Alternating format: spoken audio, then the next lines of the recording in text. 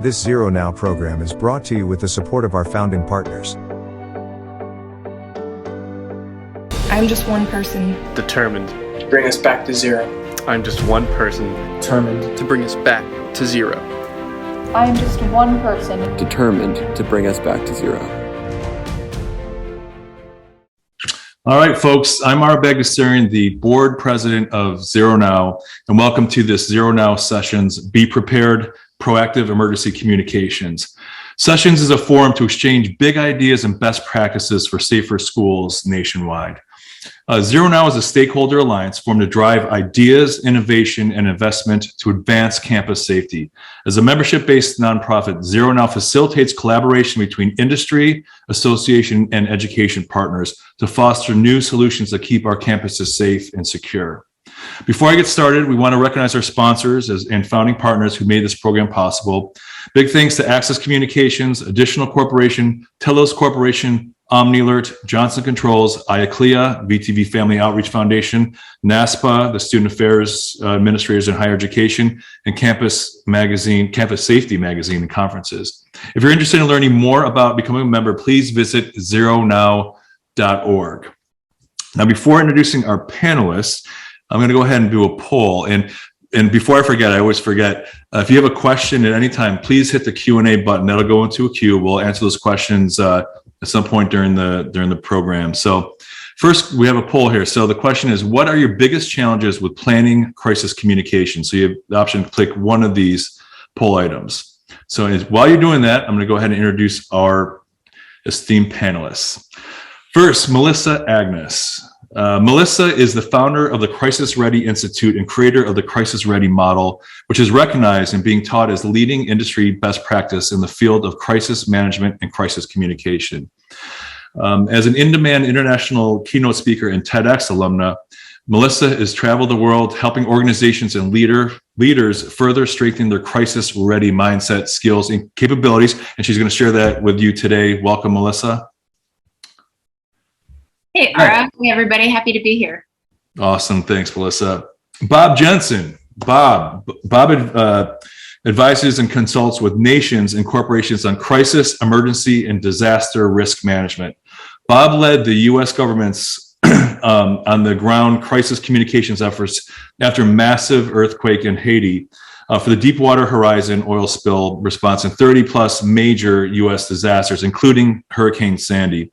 He served as a principal deputy assistant secretary of Homeland Security and as a spokesman for the White House National Security Council. Welcome, Bob. Thank you very much. I'm really glad to be here, Eric. Thank you, sir. And Chief Paul Dillon. Welcome, Chief. Paul began his police career at the University of Maryland, College Park in 1987. He has a BA in criminology from the University of Maryland and a master's in administration from the University of Maryland Global Campus. Paul spent 23 years in College Park, rising to the rank of deputy chief before taking a job as deputy chief of police at the University of Maryland, Baltimore County, UMBC in 2010. In 2018, he was appointed as chief of police at UMBC, and he just retired just last month, and he couldn't wait to join us in his retirement. Thanks. Welcome, Paul. Thank you for having me. So let's go ahead and take a look at our poll responses here. Let's go ahead and publish here. Hopefully it'll come through. All right. So it looks like the number one issue is cross-organizational buy-in and support. Okay, that's so. Bob Jensen, are you surprised by that result? I am, and I'm not. What it says to me, and it's really good, is that people are recognizing that they need to have the entire organization, and people outside the organization all working together. So I'm glad to see that people recognize that that's a really important aspect. Paul, at UMBC, with your experience there, I mean, was that an issue? Did you have cross-organizational buy-in, and how did you get to that point? I totally agree with the pollsters. That is the biggest hurdle at a university setting, is getting buy-in through our different stakeholders, because everybody has a different vision and the different goals and different functions within the university setting that they're trying to protect as they should. So getting that buy-in across different divisions and departments is really a big hurdle. And so, Melissa, why is that? Why is that such a challenge? That's a loaded question. It really is, in my experience, it's the biggest challenge. It's the biggest consistent challenge. And not just that initial buy-in support, but that annual, reciprocal or reciprocating buy-in support.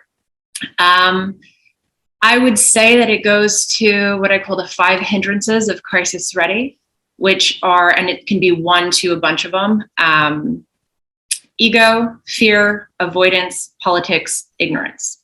In my experience, those are the 5 hindrances. So why you're not getting the buy-in and support from different stakeholders, from varying stakeholders, from individuals, as well as collectively, in my experience, is one to a few of those reasons.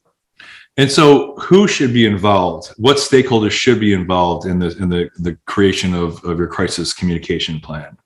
A bunch of people. So you want subject matter experts. You want the person or the team, the main crisis manager, the one who's responsible for owning the program. And of course, you want part of the subject matter experts is you want your comms team. You want legal. You want scenario specific subject matter experts. So if you're planning for cybersecurity, you're going to involve your cybersecurity team. You're going to make sure that language is aligned and that, as you create a Q&A, as you create different drafts of communication, that things are properly being communicated, right? So it really is, you want legal, you want compliance, you want, when you can talk to external stakeholders, essentially what you want is to make sure that you understand who your different stakeholders are that you need to communicate within any type of crisis and what is important to them, and that you're communicating with that in mind and you're meeting those needs. Go ahead. And Bob, I mean, you work with, corporations, universities, nations. I mean, so on such a broad scale, how do you delineate the different stakeholders in an organization? Do they differ by the type of organization? Well, they do. Governments, obviously, we're going to be a little bit different than a private sector, but the basics are the same. And I agree with what Melissa was saying, is that you need a broad group in there. If you just what many times happens is it gets shoved down to the communication staff. Oh, you guys communicators, so why don't you figure this out? When they aren't the subject matter experts. So, for example, when I was at Homeland Security, the deputy secretary said we need to have a strategic communication plan for cybersecurity for the nation. And I said, okay, then I need people from all these different groups, including people from outside of Homeland Security. It's like, well, what do you mean? Can't you and your team do this? And I'm like, no, ma'am. We're going to need to get all these people in here to talk about this. And then one of the key players has to be the leadership. They have to take ownership of this, right? Because the worse something gets, then it's the spokesperson is going to start moving up and up and up until you really absolutely at a certain point have to have the leader speaking. Otherwise, it looks like that organization is kind of skirting the issue, right? So there really are, and I like what Melissa said about bringing in external folks. I've worked with many governments, and I said, hey, we should bring in some of the public, or we should bring in some of these associations. Like, oh, we can't do that. I go, well, why not? Well, then they'll kind of know what we're going to say. I'm like, well, don't you want to kind of know what they want to hear? Oh my goodness, they're going to know that we're actually ready to support them through crisis. Exactly. So I really liked, Melissa, that you brought that up, because that's one of the really important things that just many organizations just refuse to bring in anyone from the outside. Back to you, Eric. Well, so how, and we'll see if Paul has some thoughts on this. So Melissa mentioned avoidance, ego, fear, ignorance, and politics. So how do you deal with that? How do you get buy-in when you're dealing with egos and politics and ignorance? Is there a secret solution for that? And from my perspective at the university, it's empowering folks and getting them to the table, because everybody has the ability to communicate. The athletics has a Twitter account and a Facebook feed. Different departments have ways to communicate. So they're going to communicate in a crisis their message to their constituents, and if you allow them to. So during a real crisis, it's important to shut that down and speak as one voice as a university and have one communication plan and one communication message. But you're not going to be able to do that unless you get the different stakeholders and constituents at the table to have buy-in. And we had a crisis on campus. I forget what it was, but somebody mentioned at the academics and the researchers. I'm like, well, what dog do they have in this fight? And then they explained to me that they were closing a couple of big research deals that were really hindering and on the brink. And they wanted to be part of the message that the university was going to put out about the latest crisis because they thought it might affect their research funding. Something I would never think of. But you need to think like that when you're dealing with a crisis because there are a lot of people that have a part to play. Can I add to that? Please. Kind of because you're spot on. And so the way that I've approached it as a consultant, my onboarding process with an organization is really sitting down with the key internal stakeholders and gauging where they sit, where their mindset is, where their buy-in is, where like all of the factors, right? And there's kind of three things when I know that there's going to be a hurdle from any group or any individual within the organization. The first is doing my best to try to identify what the hindrance is. So is it fear-based? Is it politically based? Is it really just avoidance, in which case we need to educate? Where do they sit there? Then from there, trying to figure out their motivation, the motivation to buy in and the motivation for the hindrance. And then the third piece that I try to figure out is what is the type of person, human, that I'm speaking with? Is it somebody who, for example, like lawyers, they like case law, they like facts, so I'm going to bring that to the table in recognition and in acknowledgement of their hindrance, whatever hindrance it is, and their motivation. And I'm going to build the case in a communication method that speaks to them. So those are like the three kind of orders that I go about it. And you have to worry about talking about lawyers. I don't think any of them are on here today. So I'd like to talk about lawyers. I'll be nice, but especially in the private sector, the legal teams there's really between the crisis communication group and the legal team, there's usually like headbutting because the legal team is worried about risk and worried about liability. Rightfully so. Those are legitimate things to be thinking about. One of my clients is a large energy company, and they were looking at their crisis communication and crisis management plan, and they just said, our biggest challenge is our legal team because they take forever to approve statements and things, and it just puts us way behind. I said, well, so I met with them and I said, what is your problem? They go, well, we got to be really careful what we're saying. I said, no, I agree.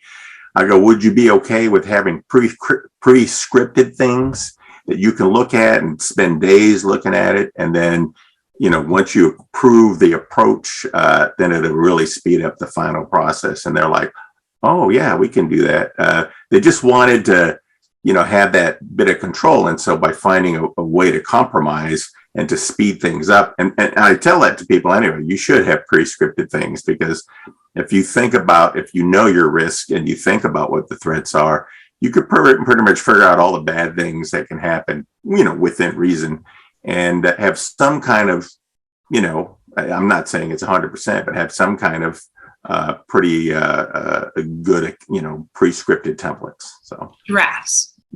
They're not finalized. They're drafts. And right. The biggest concern, the biggest communication is really, really tricky in times of crisis because it's vulnerable and it's intimidating and it's uncomfortable. And we need to communicate a lot these days in order to really resonate and be heard and to lead.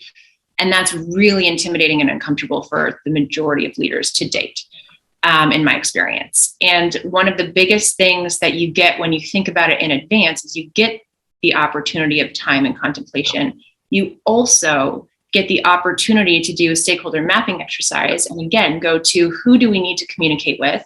What are their main concerns? Why does it matter to them? Why would the impact of whatever crisis matter to them? What would they care about? What's the emotions involved, or what are the emotions involved? How do we speak to those emotions with emotional intelligence? All of these questions that become, if you don't do this work pre-incident, you don't have the capacity, you just don't have it to do it in the moment. And one of the biggest mistakes that we constantly see with crisis communication is avoiding the elephant.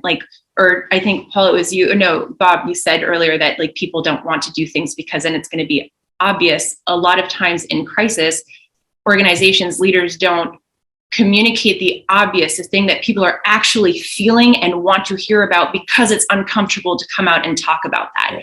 Meanwhile, when you get the time to sit down with legal and leadership and the comms team and everybody involved and educate them on this and the powerful benefit that comes out of this, you switch gears, you switch the mindset, and you're able to grow and to be in a better position when you need to activate it. Mm-hmm. Well, let's circle back to that concept, Bob, about scripting and let's talk about the first communications. And this is open for anyone who wants to jump in here. So the importance of that first communication, and Bob, I remember you shared this concept with me years ago about the holding message, right? Or the holding. As soon as you are aware of a threat, let's take for example. I mean, I know this has been some of our past webinars about lockdown active shooter situations. When do you notify the campus community of a situation? Do you wait until you have all the information? Do you send out information right away? Do you have something pre-scripted? And how do you approach that? When is that trigger point? As soon as you start taking action, you're ready to putting information out, and you won't have all the information right away. It's just not possible. But you need to have something that says, "Hey, something's going on." Whether it's stay away from this building, or we're investigating, or the biggest thing that people want to know is A, that something's going on, but B, that the powers that be or the people in charge know that something's going on. So for the U.S. government, we would have a deal where we needed to put something out within 30 minutes to say, we are aware of the incident wherever. We are working with our partners in the local community. And we are taking action, and we ask you to listen to local law enforcement and local authorities and follow what they say. So we're telling them what to do. We're telling them we know about it. We're working on it, and we're telling them what to do, because that's the other thing. The third thing that people want to know is, well, what do I do? Right. So those three things can be put into a very simple holding statement. And then you say, as soon as we find more information, we'll provide more. So they know that more is coming. So. Yeah, and the challenge is, and echo what Bob says, I mean, whenever you have a dynamic crisis and you have to get that message out quickly for life safety reasons, I've always taken the stance of accepting the fact that it's going to be the worst message of all, because I'm not going to have all the facts. I'm obligated under Clery and other state laws to communicate to the campus in a timely fashion. But understanding that you're going to be developing more information and more facts. And as the messages go on, whether it be text alerts or emails or any other form of communication, they're going to get better. Not only because you're going to have more information, you're going to have a team put together, because we get a call in the middle of the night, there's an active shooter, or 2:00 an active shooter. I don't have time to communicate with the team. I have my template for an active shooter. I get that message out as quickly as I can. Then we bring the team together to talk about how we communicate moving forward during this crisis.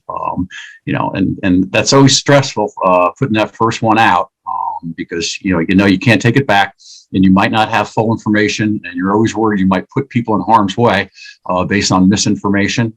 And I've experienced that, reports of a shooting on campus when I first got to UMBC, and we almost put a text alert out, but we quickly realized it was a prank, a 911 prank from somebody. But it's stressful when in those first few minutes when you have a crisis and you need to protect your community and get a message out.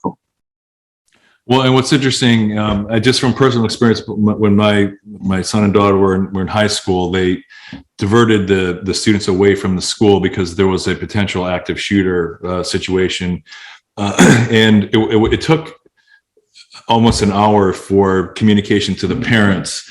But students were texting, tweeting, posting Instagram about what was happening, and talk about a proliferation of disinformation and misinformation, because the narrative was being created by the students. Everybody has a phone. Everybody has access to mass social media. So how do you combat that? How do you prevent that type of disinformation from circulating from students or parents or anybody?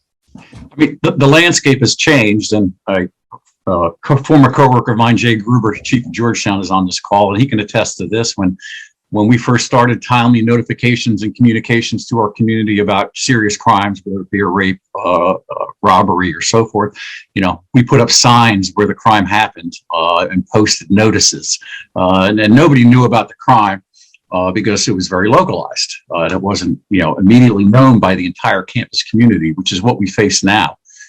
We know for a fact that the students, if you have a high profile incident, they're going to be using various social media platforms. So you have to have those social media platforms as part of your own communications, whether it be Twitter, Instagram, Facebook, whatever it may be. You need to use those because that's where these kids are getting their information from. And you need to stop rumors before they start spreading as best you can based on the information you have. Well, and I think that comes back to, especially in today's age with a lot of disinformation about anything and everything. You have to position your channels as sources of truth. And many times I've talked to different organizations that they use their Twitter account, for example. They use it for everything from their alerts to, hey, we're having a bake sale or whatever. And so it's like, okay, come on, you need to separate that. You need to have something that is a source of truth. And you have to own that. And you have to also make sure people know about it, because if nobody knows about your Twitter account, that is the source of truth for some active shooter, whatever, on campus, and you haven't promoted that, no one's going to go to it. I said this when I ran a certain government agency's website, and I said, we need to promote this, because no one goes home and says, well, I better go and check out what X organization's website says. So it's just, it's something that many groups don't think about. They just think, well, of course they'll come to us. Well, not necessarily, especially young people. So there's a bit of marketing and promotion and education. Yeah. Socialization, that goes to the cultural approach to crisis ready. And in addition to that, it's not just for the purpose of making sure that people know where to go if they want factual information in real time. It's also, especially when you're talking about an active shooter type of incident or some kind of violent crime or scary situation, you want people to know that you are responsible for communicating with internally. You want them to know that they can count on you for the communications that they need in those moments, because that's panic, that's life or death. So it goes both ways. And Chief mentioned about text alerts and things like that. I think one of the things that I wanted to point out is there are different mediums, and we'll talk about that in a second here. But the different types of communication mediums, we have social media, we've got phone calls, we have digital signage, we have websites, certain information. But it's important, I think, when it comes to personal devices like a mobile phone, to only send actionable information to your community via text message, because otherwise you start tuning that out. If it's there's a bake sale, or hey, come after school in the quad, we've got a special event, you start tuning that out. Save that for email, save that for the web, save that for social media. But when it comes to critical, actionable information that can keep people out of harm's way, that's really what you should be reserving text messages for when it comes to emergency communications. Yeah, I'll echo that. That's been my mantra and Chief Gruber's mantra from the beginning. We only use the text alert system when we want you to do something or not to do something. So whether it be shelter in place, whether it be don't come to campus because we're closed and the roads are dangerous, that's the way we looked at it. Never use it for information, FYI, anything like that. Save it for the real deal. Exactly. There was a point in time, Paul, that when text started becoming popular, to use it for every single thing: financial aid reminders, parking reminders, everything you can imagine. But it's important from a critical communications perspective to save it for specific uses. Now, we just talked a little bit about active shooter. Bob, do we need to have a specific plan for every single type of crisis? You mentioned something about crisis agnostic plans. What the heck is that? Well, PricewaterhouseCoopers, PwC, they just put out a survey a little while ago in which they were asking CEOs about, did you have a crisis plan for the pandemic? And about 62% said, yeah, we did. But of those 62%, only 35% said they had a plan that was relevant. And the big problem is that most plans, when they're out there, they are they are not what is called crisis agnostic. They got a plan for specific things. And if you're going to have a useful plan, it really needs to be able to do a lot of different things. Now, you might need a special plan for a nuclear attack. I don't know, but in terms of most organizations, you're gonna have so many different things that can happen that if you had a plan for every single thing, that's all you'd be doing is making plans and reading them, and no one would know what to do because the plans would all kind of be different. And your response and what you're going to be doing might change a little bit, whether it's a fire or a flood. But in terms of the processes and notifying people and getting information out, they should all be the same. And I think that's something that we found in Homeland Security is we have a thing called the domestic communication strategy that took this approach, was based on finding out we didn't have a plan after 9/11 to what are we going to do? And it started out with being just a plan about a terrorist attack. Then we said, well, why should we have different plans? So we created a plan that covers everything from anthrax to, hurricanes to terrorist attack, you name it. So. And Paul, so with regards to UMBC, I mean, were your plans specific to all different types of incidents? Did you develop those in-house? Did you have an external consultant help developing your crisis plans, crisis communication planning? Yeah, so it's sort of timely. We did have a consultant come in and help us develop our crisis communications plan that was finalized right before I left. And they were very helpful because they built those bridges, right? So they got all the people in the room together and explained to them why a crisis communication plan is needed, what it's used for, how it operates, and who are the major players during any crisis communication plan. So it was very helpful for us, especially during COVID, when communication was, almost daily from the university about the changes, especially in the first few months when the pandemic hit. So we found it really useful. Melissa, to Glenn's point there about the cultural aspects of crisis readiness, do you mind talking about that briefly?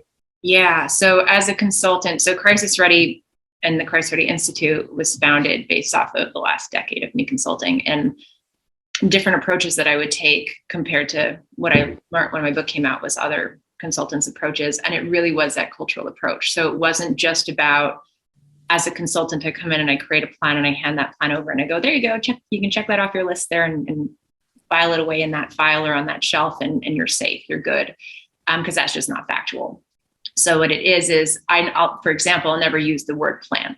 There's no crisis management plan. There's no crisis communication plan. It's really a program, and it's a dynamic program that's a living, breathing aspect of the organization that then we actually, not just once it's developed, do we then implement it, but every single step of the kind of fundamentals of developing the program gets implemented, gets socialized into the culture of the organization as we go. So it's always interwoven, and that goes to buy-in and support, that goes to and ultimately, if you're going to put it down, there's two things. One, I see that in a crisis or in a viral issue, right, in some kind of high stakes situation, highly impactful situation, you never know who within the organization is going to be the first person to detect it. It's going to have the opportunity to see it first or to know. And whomever that person is, you want to make sure that they know what they're seeing and that it needs to be flagged and what to do with that flag once they see it. So having an entire organization in every single direction, departmentally, divisionally, regionally, to have a team throughout the organization that knows how to detect, assess, and respond in a way, the way that I see it, it's not just crisis response isn't just how do we control the situation or how do we mitigate, further impact or de-escalate the situation. It's definitely those things. Control is not a word I use in crisis, but it's definitely those things. But you also, the way that I see it, crisis ready is you're trying to manage an incident in a way where you're actually going to come out of it with increased trust and credibility with those who matter most to the organization, to the brand, to the business, to the organization. Ultimately, business is about people, right? Successful business, no matter what it is the common denominator is human beings. We cater to human beings, and successful business is built on relationships. crisis management, when it comes down to it, is doing right by those relationships when it matters most, when you're put to the test. So in that sense, what is a crisis-ready culture? A crisis-ready culture is an organization that leads, that instilled the right mindset, the right skill set that permeates throughout the organization, and the right capabilities, talking about the processes, the protocols, how does the mindset and the skill set actually get to be affected in a very effective way. Bob, any thoughts on culture? I got to tell you, Melissa, she says it exactly right. But what I try and tell people, because a lot of my clients, they come to me and they say, we want you to create a crisis management plan with a crisis communication part of it, and their whole goal is a plan. They want like a document. And I said, no, I'm not going to do that. And they're like, well, what? I said, you need a plan, but you really need to have a systems approach. I'm a systems guy. And that's what we found out after 9/11, is that the US government didn't have a system to deal with, from a crisis communication standpoint, to deal with major events like 9/11. And so this is what I tell everyone. Yes, have a plan. If you have nothing else, have a plan. At least that's a start. But you need to have the policies in place. So, for example, there should be people, are people in the front lines, the customer facing folks. Is there a policy that they know they see a problem that they have to flag it up the line, so you get kind of early notification that something could be brewing? You need to have procedures. You need to have plans. You need to have your people, and they need to be trained. You need to have backups, because what happens if all the power goes out, right? And I actually had a client in Australia that they had massive flooding in Brisbane, and they said, yeah, all of our plans were electronic. I go, really? You didn't have even like a backup at home? They go, no. I go, where were your plans? And the guy said, well, I did have a backup. It was printed. It was in my desk. I go, where was your office? He goes, well, it was under 10 feet of water.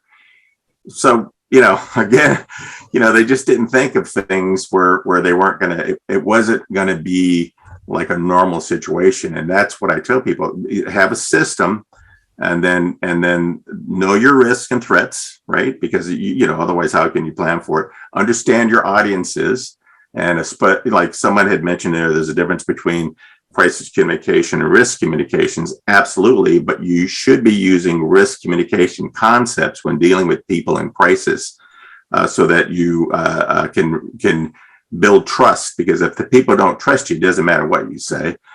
And then, train. You can't train enough. And then, of course, have a backup plan. Those are the 5 things that I tell all my clients. If you don't get anything from me, if you do these 5 things, at least you're going to be better off than when you brought me in. But again, if they just want me to do a plan, I'm like, no, I'm not about that. Because then when it fails later, you're going to blame me. Yeah, absolutely. And part of the skill set is, especially since we're talking about communication in crisis is really, really, really challenging, because it's very emotional, and you can't beat emotion with logic, one of the crisis ready rules. So if you can't beat emotion with logic, and when people are in a heightened state of emotion, their logic gets clouded, because we're emotional beings as human beings, and that's just how it works. How do you communicate in a way where you get through all of that cloudedness and actually resonate with them enough that you can lead them? That's a skill set that you have to have as a leader, as a communications person, as a sales representative, as anybody who's going to speak to anybody in times of crisis, right? And that's pretty much everybody. So in some capacity. So teaching that, to Bob's point, train. And then while you're doing your training, what are ways that you can implement the learnings on it? And that goes back to the mindset and the culture and the skill set. What are the ways that you can implement the learnings? So for example, we have crisis ready formulas. I like to break things down as like formulas and easy, simplistic ways to implement. And there's a crisis ready formula, which we can share post this webinar. I'm happy to do that. That is a formula for responding with emotional intelligence to emotional escalation. And if you can teach for example, your comms team, your marketing team, your PR team to do that in every single one of their messaging that they put out on behalf of the organization, then in a crisis, that skill set is going to have been honed and ingrained, and it's going to be second nature. And you're going to have more of a success rate. Well, Jeff Kelly just posted something that he's reading my mind. I was about to ask. And by the way, if you have questions, please throw them in the Q&A. We're going to hit those in just a couple minutes here. But it will never happen here mindset, because I'm certain that many organizations choose to have a plan written and documented for the sake of having it written and documented, not necessarily to be implemented, to take it to the level of implementation, training, and then ultimately being part of the organization's culture. I mean, I have got my binder right here behind me. It's sitting back there. But the thing is, how do you address that whole "it'll never happen here" mindset? Jeffrey, that was a great comment about, I won't say laziness because they're still my former colleagues, but these people are very busy. Vice presidents, provosts, and so forth, and to try to sell them, an 80-hour training course on crisis communication and risk management just isn't going to happen. So we tried to keep our we wouldn't even call it training; we call it practice. Let's practice. Let's give me an hour of your time. So I think you've got to go for the low-hanging fruit time-wise, because you're not going to get these people, to commit a lot of time because they have a job to do and so forth. So if you keep it really simple, keep it relevant, because the plans are in place, they're in writing. But if they sit around and you have that mentality, it's never going to happen here. Nobody's going to look at the plan. Nobody's going to think about it. And then when the crisis does hit, okay, it's going to be possibly doomed for failure, or it's not going to operate the way you envisioned it as a university or an organization running. So small practice sessions, tabletops, I'm a big fan of, just to get people in a room, throw some injects at them, get them used to making decisions in a crisis type situation, will help them for when the real crisis hits, because it's going to come eventually, just at different levels, but nobody's going to be immune to facing a crisis, no matter what your organization or university is. Yeah, I completely agree with that. I think if you can make it easier, sometimes people want to have these, super, incredible field exercises, et cetera. Yeah, there's a place for that. But I think that, I used to, with my staff, pull out the Washington Post and look at the front page and say, I feel bad for these poor suckers. What if that was our organization? What would we do? And we'd take, 10, 15, 20 minutes over coffee, and just to get them in that mindset that we have to do that. And so when I talk with clients and I ask them, what do you have? Oh, we have this great plan. And usually it will take them 30, 40 minutes to find the plan. And then they got to blow the dust off it. And I go, well, I'm not going to ask you my next two questions. That is, did you train to the plan and did you exercise? Because they were very pretty, lots of colors, et cetera, beautiful graphs.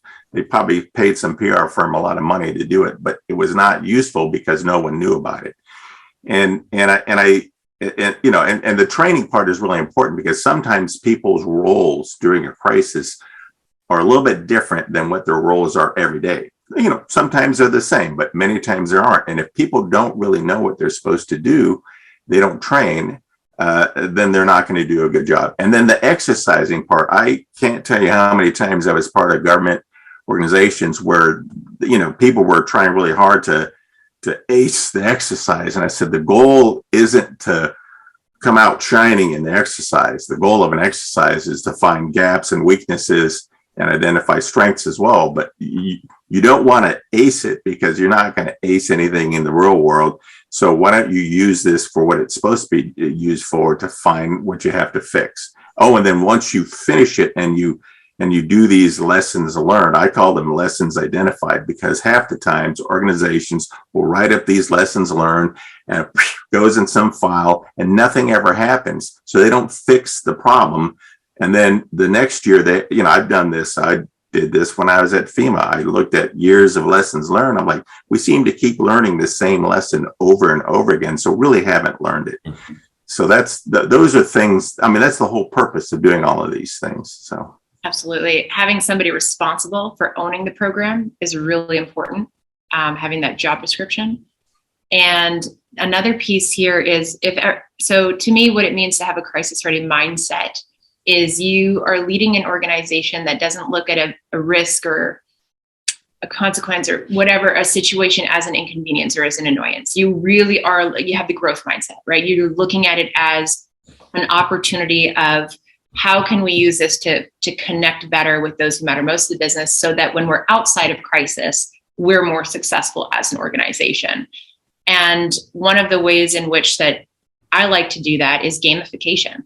It doesn't have to be this serious sit down of like, here's the crisis program and like, let's practice this or let's rehearse this, or I'm going to put you guys to the test here. You can have fun with it and you can create that mindset of opportunity around your crisis ready program and get people even more inclined and willing and wanting and looking forward to the times where you're going to rehearse it or find ways to integrate it further.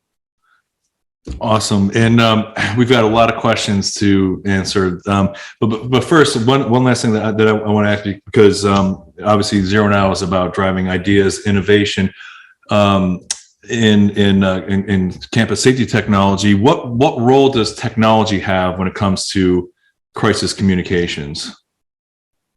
Who wants to take that one? I'll take that. Well, first off, technology is what speeds everything up. It speeds up, first off, the communication that you control as well as communication you don't control. So it can speed up the crisis. It can be the crisis. There are many times, reputational crisis happens because of some mistake on social media. Your vice president of, alumni, says something ridiculous. But it really can be used well. And I think there's no way that any organization in today's world can develop a strong crisis management program and crisis communication program without ensuring you include the broad spectrum of communication channels from traditional to social media, et cetera. Paul, what about your experience at UMBC? I mean, what technology or how did you leverage that when it came to emergency crisis communications? As Bob said, if you don't leverage technology, you're swimming upstream because everybody else is going to get ahead of you. And you don't want people getting ahead of you. I give a simple example. 4 years ago when UMBC in the March Madness beat #1 Virginia, I was shocked what a boon it was for the university. And one of the reasons was they had a kid on Twitter during the game that it went viral. His tweets and applications to the university and monies to the university followed. And I forget the kid's name, but he was clever. He was leveraging that social media platform in order to drive the UMBC. People didn't know what UMBC was across the nation. Very small, not small, mid-level school, but not very popular. But suddenly, everybody knew who UMBC was, and value to that communication, leveraging that communication, and choosing that avenue. Right, they chose Twitter because they realized that they were getting more followers, they were getting more hits as the game was going on. Their Twitter numbers were exponentially going up, largely because of the clever communication that this young man, one of our students, to be honest with you, took the opportunity to help promote. I mean, now that's not related to an emergency situation or a crisis, but I think you see my point in how you can leverage the right technology for the right situation in order to get the best message out. Absolutely. Melissa.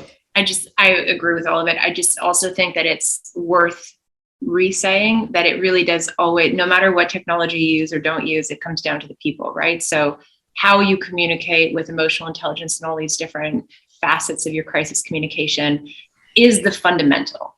The platforms, the technology, those hopefully enhance and create additional opportunity. But if you don't get those fundamentals right, technology doesn't matter. You're not going to manage the crisis properly. Amen. All right, we got some questions here. Let's start with doing reverse. We'll start online. And Antoinette King. Hey, Antoinette. Antoinette was one of our guests last month in our last sessions. That went extremely well as well. She will be speaking at ISC West in Las Vegas, I think, was it next week? And so Antoinette asks, cybersecurity events tend to follow a different timeline than traditional crisis. What is your recommendation to communications regarding cyber events? How does cyber events differ? Who wants to take that one? Bob? Melissa, go ahead and I'll speak after you. Yeah, okay. It always depends on what's happening, right? What is impacted, who is impacted, how they're impacted.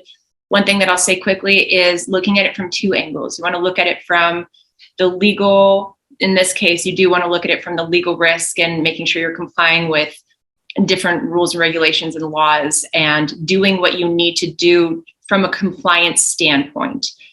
And you want to also look at it from the relationship side of things. So oftentimes in cybersecurity, yes, you can combine the two, but you do want to look at them differently and know, like, what do we need to do to really check off the list to protect ourselves legally?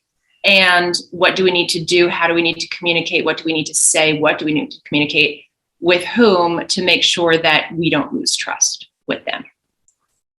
Yeah, I'm going to kind of echo a lot of that. So for example, it depends on what the specific cyber incident is. I mean, obviously, one of the biggest things that's happening right now is the data breaches, and many times those things will happen, and no one really knows except until their stuff shows up somewhere on the dark web, or the companies they know.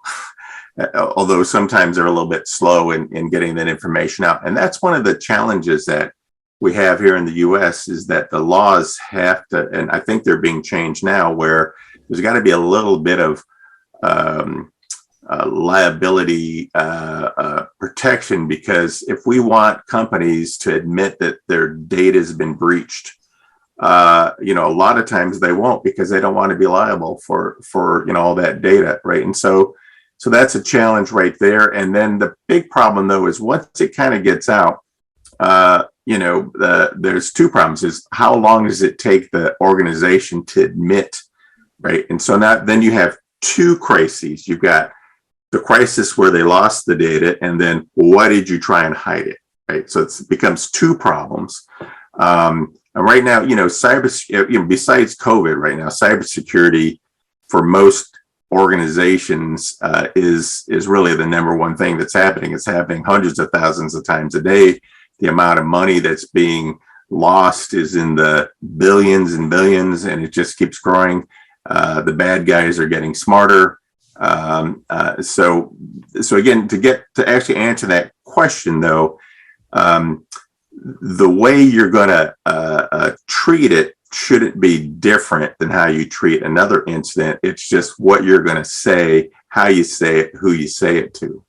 So, I mean, if I'm a bank customer and I find out about a data breach on the news, and then 3 weeks later the bank says, "Oh yeah, by the way, you're a customer, your information got lost." Well, I've just lost all trust in that company, even though they admitted it, because I heard it from someone else. So that's just one aspect, but it should be treated the same. Just it's going to be a little bit different in terms of the specifics of communication. Can I make two extra points? Of course. There's also a desensitization, unfortunately, right now, with the fact that our data keeps getting breached and stolen and used and all that. So, but that's always that's cyclical. That's one point. And then the other point, looking at the cultural aspect again, right? Going backwards into the previous aspects of this conversation, and looking at gamification, or looking at, if you look at cybersecurity as an example, one of the most common ways that an intruder breaches a system is because an employee unwittingly lets them in. So looking at gamification, looking at cultural components and skill set, and really teaching the right mindset and skill set and knowledge, awareness, is there's simple things that you can do on a monthly basis to just continuously educate your employees on that one aspect of your crisis ready program, right? And it can take 5 minutes. It can take probably 90 seconds, but continuously you are ingraining the skill set so that when they're presented with something, they're not ignorant to it anymore. Great. No, that makes sense. it looks like Nicolina has a question. So this is going back to skill set. So how does one determine the personal qualities of a great emergency communications response staff? Is there any personal training that develops critical skills? Anyone want to take that? That's a tough one. Okay, Yeah. People can be trained and they can develop skills, but there's certain types of people that are better suited for certain roles, whether it be leadership roles as an incident commander or the head of crisis communication, the logistics person, whatever it may be. You try to match up people's skill sets that they innately have. Okay, people are. I don't want to say people are born leaders, but certain people don't want to be leaders. They have their value to an organization in so many other ways, but leading a crisis is not. You don't want that person in that role. And I sort of like, when you see it, that's not a great answer. But I know my staff and I know the leaders for crisis, and I know who I want running my logistics or running my safety areas, whatever it may be. You got to match those people's and the skill sets they have, and then develop some skill sets, right? So if you have somebody that you can get to some training and you can help coach and make them better in certain areas, him, her, or they, then by all means do that.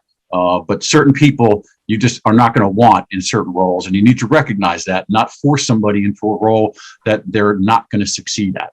No, I completely agree. The people who do well during normal times, and maybe they're a section leader or they're department head or whatever, and they do great when things are kind of running smoothly.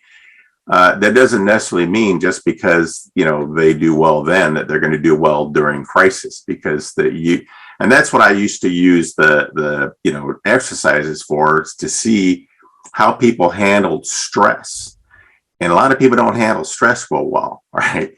And there are times when I was I'm just not going to mention the specific government agency because then people figure out who I'm talking about. But when I would have to go to the field and I would choose like the deputy, and the person who is in charge of that group would be like, well, I'm the GS-15, I should go. I'm like, no.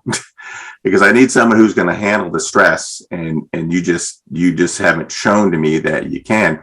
If that changes, then my choices in the future will change. But I tell people it's not a personal thing. We got to get the best team out there to do the best job, especially when you're with the government and you're trying to do it for the public. You can't say well, Joe's the boss. He sucks at crisis management, but he's the boss. No, it's you have to do it rationally and pick the people who can handle it. And then, but there's ways people can learn to handle stress better. They can take training, they can do other things. And what I tried to do was really map the skills to say, these are the skill sets you need during crisis that are different from your day-to-day skills. And if you can figure out how to do better at those, great. And if I can help find training or working with you, then I'll do it. So just to remind, we're going to take a couple more questions. If you have questions on during the live program, please enter them in the Q&A. There's a bunch in the chat, but please go in the Q&A. We've got a few questions that came in earlier. So Rachel Cunningham and this is right up Bob's alley. Rachel Cunningham asks, she's from Syracuse University. She wants to know, what are the public sector agencies prepared and authorized to defend satellite ISPs, internet service providers, and telecom networks during an emergency? I think you might have something to know about this. Well, I got to say, it really depends on what defend means. So, for example, we try and demilitarize space, but the U.S. military has certain aspects, certain groups, but most of the assets out there are private sector assets, and they've got the responsibility to protect their assets. The main U.S. government. The two main U.S. government public sector groups that do cybersecurity and protection of the infrastructure is CISA, the Cybersecurity and Infrastructure Protection Agency. It's part of DHS, but they don't physically get out there and do it. What they do is they try and help the critical infrastructure companies assess their situation and do a better job. Then, of course, the military, the National Security Agency, and those other groups there are looking at protecting cyber, and the National Reconnaissance Office protects U.S. Military satellites. But I don't know, and I'm just going to be honest, I'm going to plead ignorant here. I don't know that there's a way to protect those satellites other than having the companies that are running them, helping them do a better job of setting up their security protocols. And what role does FirstNet have? And I know there's special networks that were set up. Telecom. FirstNet was created because of the lack of interoperability between communication systems. I mean, even within single cities. And so, of course, billions of dollars was spent to create this network to help responders better communicate, especially during times of disaster. I mean, I'm not a spokesman for them, but I think that what they're trying to do is figure out how does the U.S. government leverage the amount of money it has so it can put that type of a system in place, because that was the big challenge is, cities and states didn't have that kind of money. So. Paul, I think did you have a comment about the critical infrastructure? Well, I mean, speaking at a very small level, at UMBC, when we first were dealing with the pandemic and went into the incident command structure, we made sure that our operations section had extra IT folks. So we recognized that if our systems go down, our internet, our mission goes down, because we were going online classes. And so that we recognize, and, internet, safety and protecting the servers and it's not perfect, but we definitely invested more resources, recognizing that it was critical for us to keep that infrastructure up and running if we were going to continue to have classes and continue to do our research and so forth. So I think we hired 2 extra people just to look into our firewalls and to improve our security, which was pretty good. They explained it to me. I didn't understand it, but they convinced me that it was pretty well protected. But I wasn't convinced enough not to invest some more resources in it, recognizing the critical nature of the systems and our websites and so forth, that if they went down, we were going to be in trouble. Yep, no doubt. We have time for one last question here. So this one, kind of circling back to the beginning of the conversation. So Michael Foster from Tucson Medical Center asks, what metrics exist or can be developed to increase senior leadership's engagement for emergency communications? Are there specific metrics that can help achieve that buy-in? I mean, from my perspective, university academics and vice presidents and presidents of universities listen to each other. Okay, so getting them to understand the different crises that other universities have faced. And so having that communication, whether it be at presidential conferences or through some organizations, is talking to other university leaders and saying, hey, what University of Michigan, when you had a big case with the sexual assaults and all that, what went down, how did you operate, what were the hurdles and so forth, getting them to believe that this can happen here. That's the big key. They have to understand, and I think somebody said it earlier, that mindset of that's not going to happen. That's highly unlikely here. Getting them to realize that by talking to their fellow presidents, their fellow VPs, their fellow athletic directors, understanding that, yep, this can happen on our campus, because they'll listen to each other. They won't always listen to police or to the experts or the consultants, but when they hear it from their colleagues, it really strikes deep. Oh, that's great. And that's also what we're trying to do with ZeroNow, is to help facilitate those discussions, share experiences across the board, from not only from industry, but also to education safety leaders, and have those conversations, share those big ideas, experiences like we did today, and appreciate everyone's participation. Any final thoughts before we wrap things up? Let's go around the horn. We'll start with Melissa. Any final thoughts? Any final comments? No, just I think to add to what Paul just ended with, is looking at tying, and this is what I do, or have learned to do, is tying crisis ready and the proactive initiatives into business strategy results and business results outside of crisis, right? What are those metrics and how can you measure those things, and how are they going to add value to the organization in the ways that it matters on a strategic level, on a day-to-day level? outside of crisis, because to the points that we made earlier, people avoid it or think it's never going to happen to them. And I had one more, but it completely escaped me right now. So that's okay. Well, and the good news is, Melissa, is that we will be sending out a key takeaways after the session next week when this video is the replay is available. We'll send out key takeaways, so you could add that to that, and so everyone will get that as well. Bob, any final words of wisdom, final thoughts?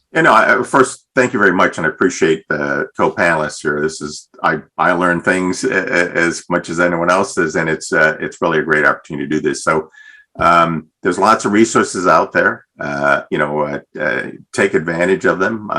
Melissa's organization, Dr. Vincent Cavello, quite a few others are out there that have things online that you can look at. So it doesn't always, have to be something magical. So I try and look at something every day just to keep learning. So that's what I tell everyone to do. Is you're not going to learn all this in a week or a month. It's just something you have to keep doing. So.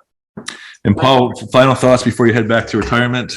Appreciate the comments and the chats. Everybody had a lot of good things to say. The fact that people are here, they understand the importance of crisis communications in their organization or university.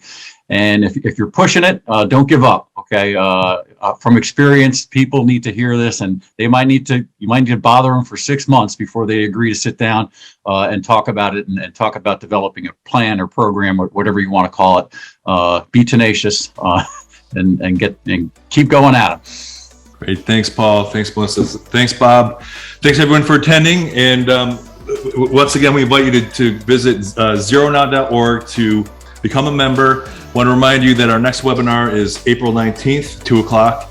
It's about hazing prevention. We've got some great panels for that. Then we're going to move into technology, talking about emergency notifications, surveillance, artificial intelligence, robotics, lots of fun topics. So we look forward to seeing you all soon, and have a great rest of the day and great rest of the week.